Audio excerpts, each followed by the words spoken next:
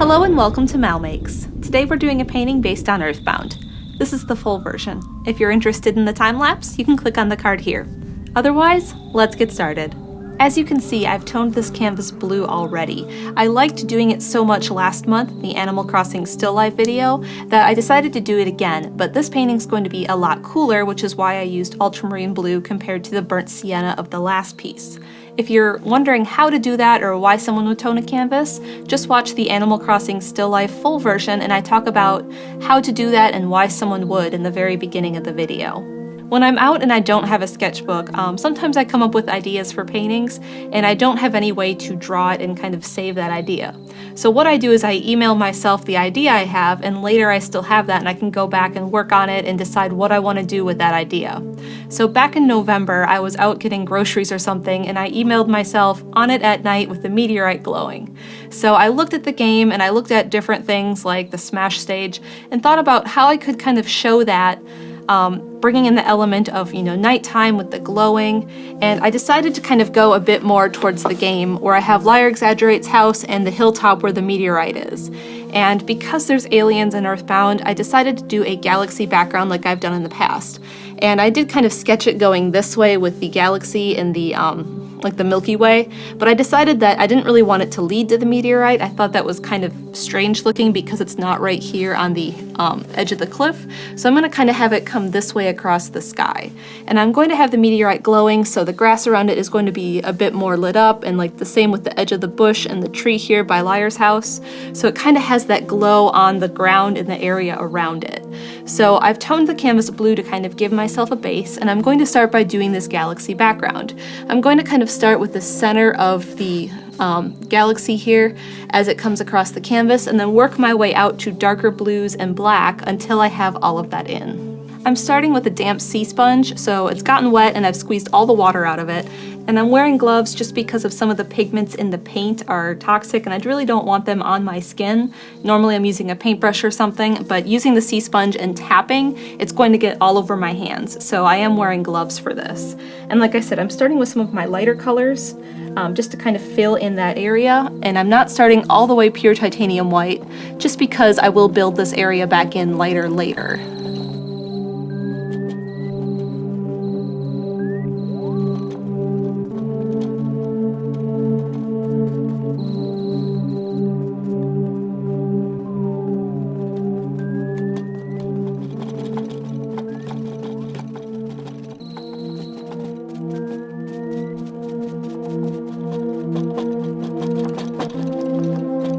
I've gotten the dark colors done and I really like how the toned canvas is showing through in parts. It's really kind of making it start to look like some clouds in there or even stars. Now because I was using the dark sponge over here, I can't go back and do the light stuff or it's going to turn gray. So I have a new sponge that is also damp and I'm just going to go back and add in some lighter colors through this area.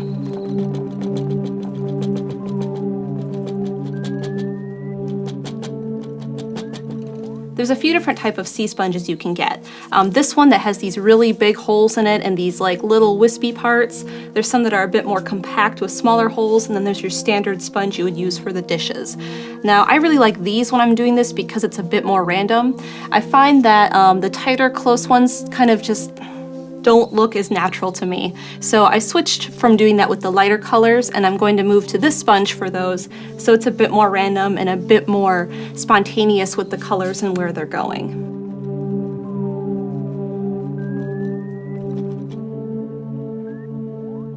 Now I find that you can kind of keep this one color like I did for all of this, and you can also start to vary things up. Like if I take a little bit of this violet and start to tap it in this area, maybe I'll put some green over here just so it's a bit more colorful, but you can also just leave it one color if you like the look of that.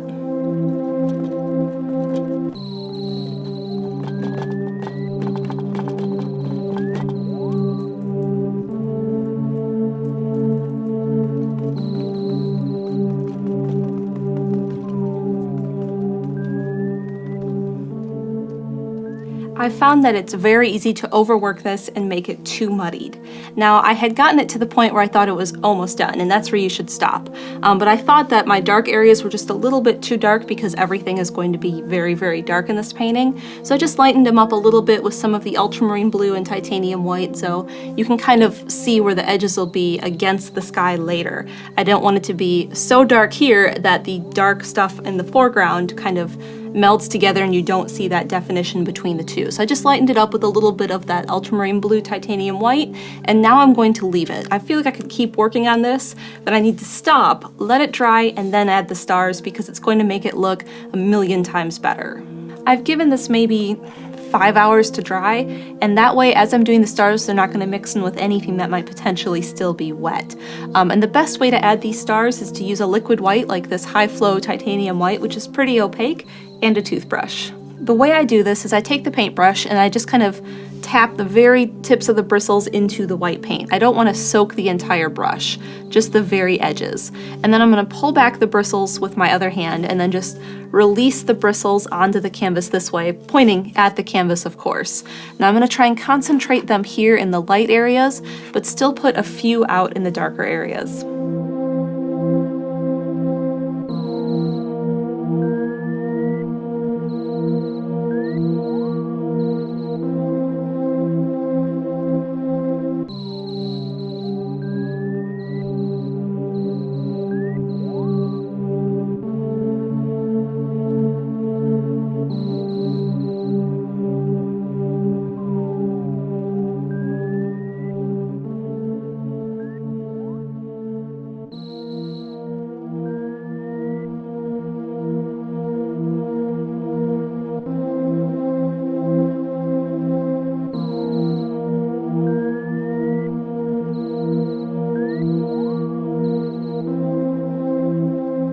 Using my sketch, I drew in everything that's going to be here in the foreground.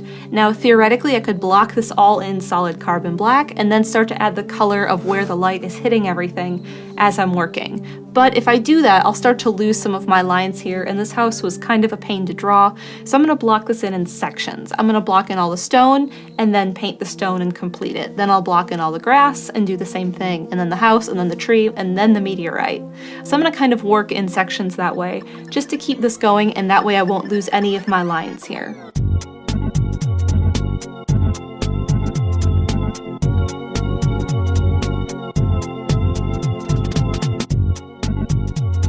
My main light source is going to be the meteorite, so it's going to be extremely bright and casting light onto everything around it. So if you think about it, if the light is kind of buried in the ground here, it's not going to wrap around the side of the cliffs. But I do need to have something there. I can't just leave them solid black, otherwise it's going to look very strange, and you should be able to see like a little bit of what's going on because the sky does give off some light too. So I'm going to be using some burnt umber, maybe a little bit of burnt sienna, and kind of using this palette knife to scrape in some rocks onto the black parts that I've painted, trying to keep some of these lines visible by using lighter colors in those areas so you can tell like where those differences are in the rock.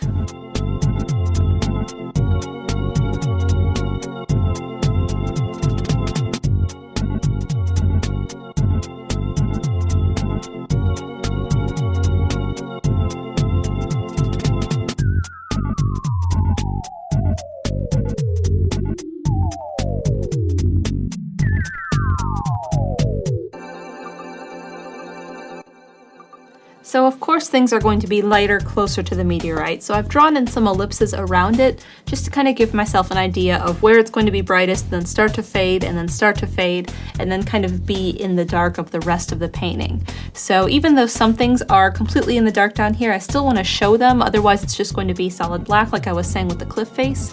So I'm going to kind of start over here where we're getting like the radiant light from the night sky, and I'm just going to be putting a little bit of sap green, maybe some Jenkins green, and just kind of brushing it into the area of the grass over here. So there's some sort of green tint to that area, even though we're not going to see it quite like we will up here on this taller cliff.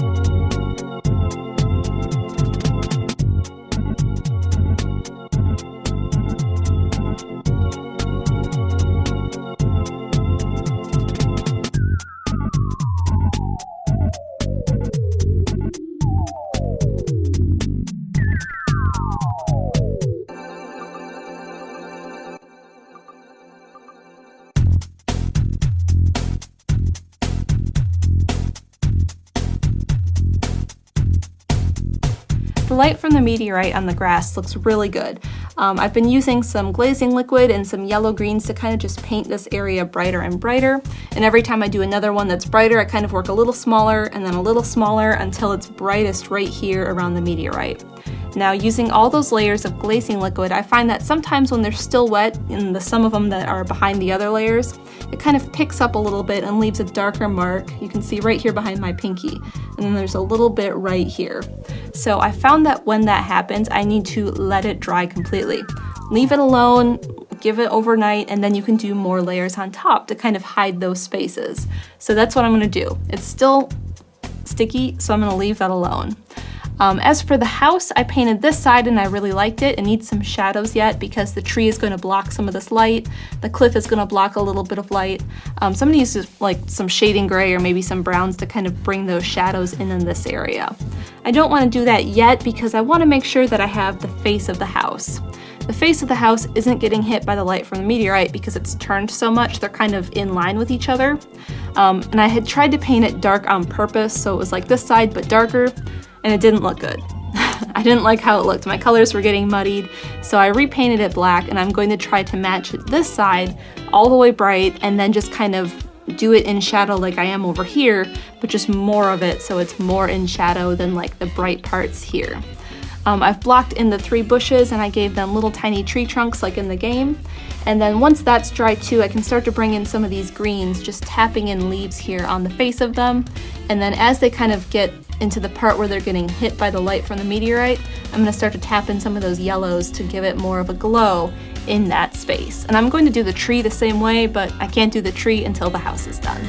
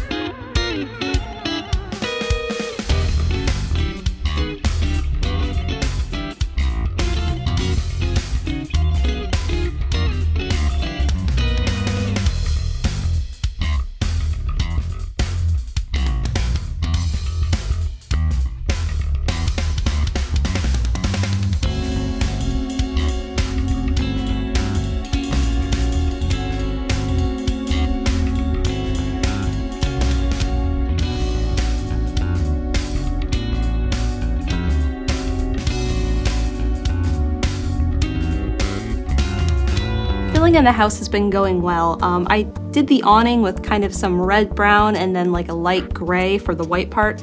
I realized the supports I had drawn in and kind of left empty in the grass area weren't in the right spot. Once I had the awning done, I was like, I should have just filled in the grass like around this area because now they're in the wrong spot. So I mixed up a little bit of green and a little bit of black to make it darker, and then just kind of filled in underneath here and then over here where I had those supports.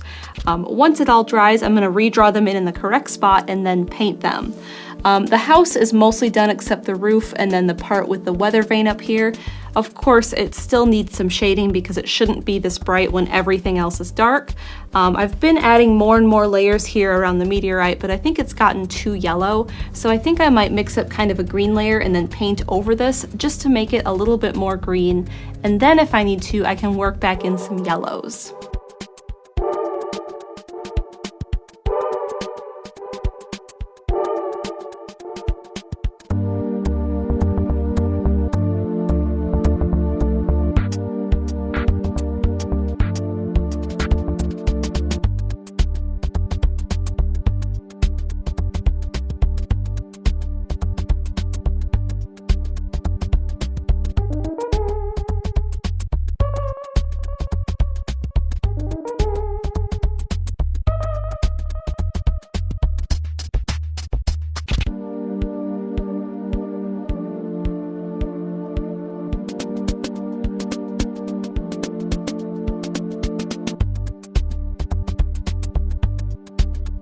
I finished Liar Exaggerate's house, and something is weird with the perspective, and I know it's this back line here on the roof. Now, when I was drawing all of this, I thought it looked better this way, even though I knew I wasn't following the perspective rules because my vanishing point is somewhere off the canvas.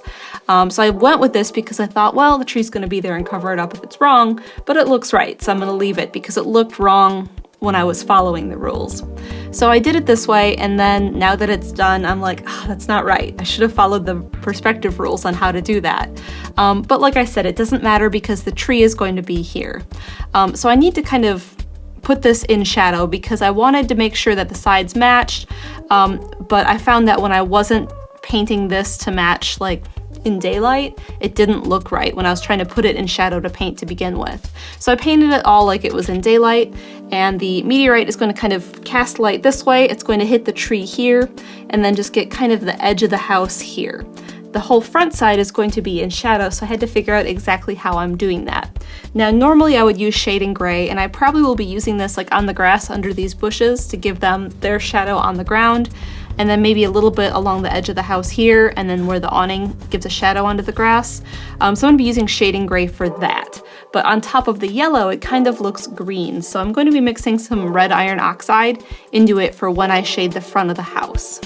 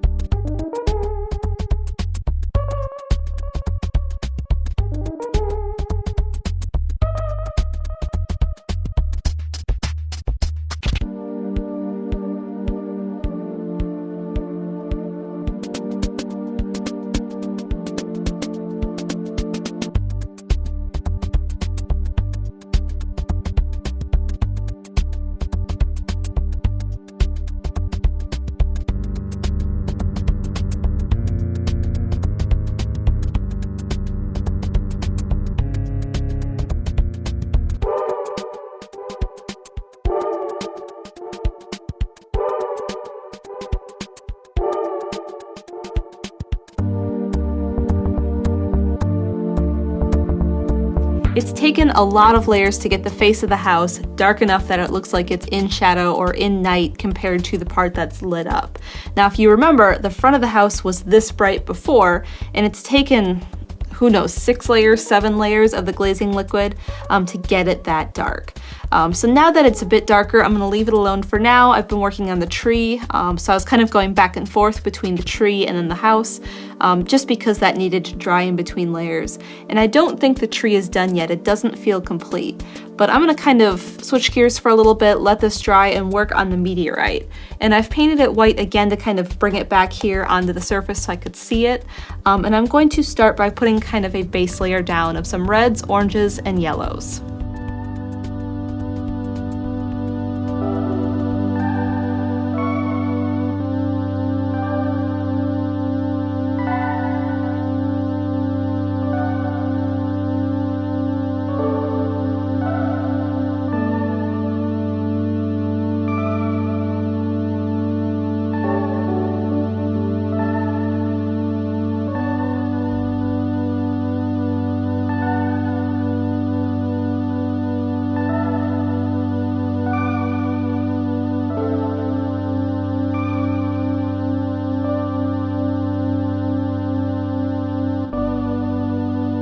Meteorite in-game kind of looks like lava, where it has this bright from within and then kind of these cooled pieces on the surface. So I've started to bring that in here, and I'm not super happy with how it is, but I kind of want to get the impact crater first, get that set, all the colors of the browns of the dirt showing through, and then start to focus on the meteorite.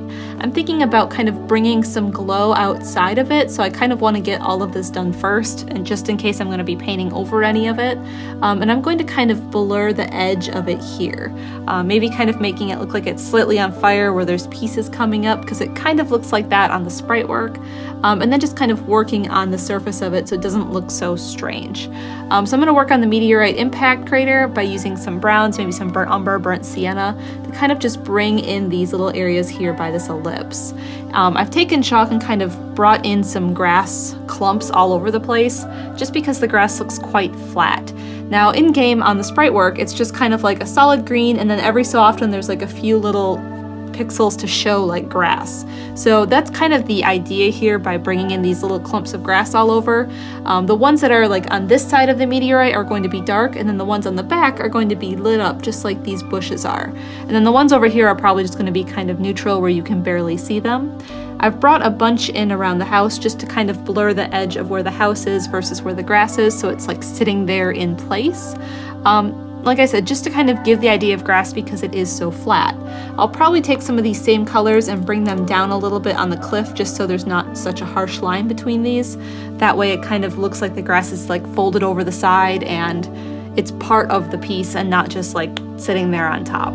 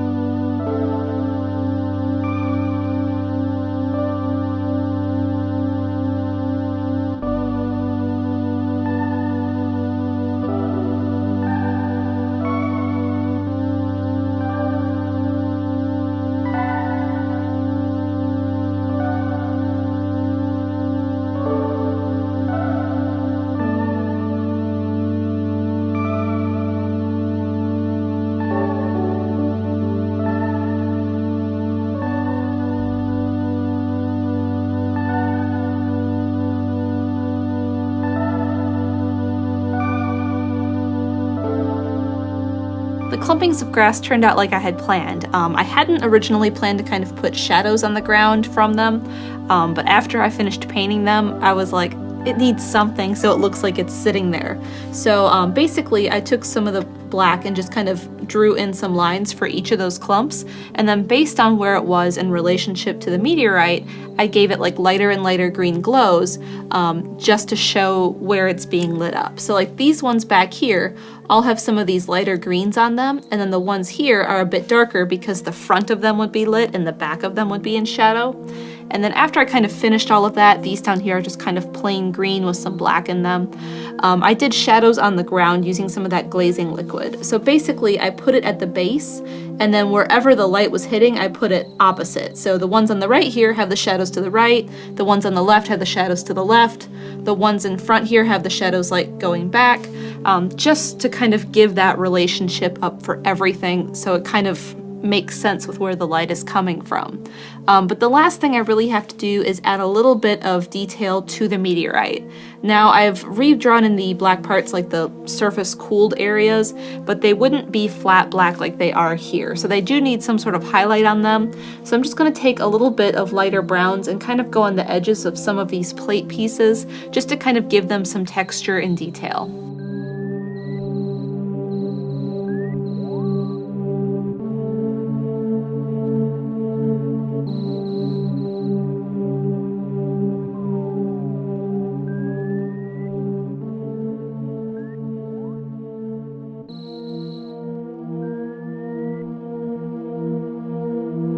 And we're done! We have On It at Night. If you're interested in this piece, you could buy a poster or a phone case, or bid on this original canvas. There's links down below. Also, consider supporting me on Patreon. You can find out more at supportmal.com. Thank you so much for watching. Don't forget to subscribe so you don't miss future episodes of MalMakes, and I'll see you again here for another video game painting.